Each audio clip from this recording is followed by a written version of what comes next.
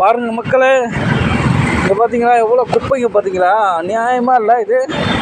எவ்வளோ குப்பைங்க சென்னை சிட்டியில், out of the சிட்டியில் இவ்வளோ குப்பைங்க சேருது. இந்த குப்பை கவர்மெண்ட்டு நல்லது தாங்க பண்ணுது. கவர்மெண்ட்டு எவ்வளோ குப்பைங்க எடுக்கும்?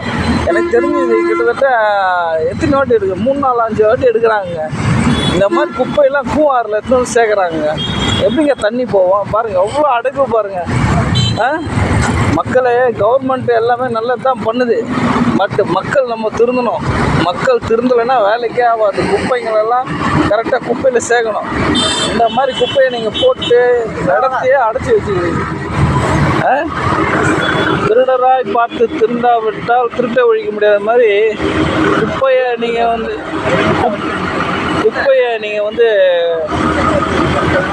குப்பையை மக்கள் ஒழுங்காக நீங்கள் எடுத்து கட்ட சேர்க்கலைன்னா இந்த மாதிரி தான் ஆகும். ரொம்ப மோசமான மக்கள் இந்திய மக்கள். இதனால தான் எல்லா நாட்டிலையும் நமக்கு கெட்ட பேர். இந்திய மக்களை பார்த்தா பயப்படுறானுங்க. எல்லாம் சுத்தம் கிடையாது, க்ளீன்னஸ் கிடையாது. எங்கள் கண்டத்தில் எச்ச துப்பு வருது.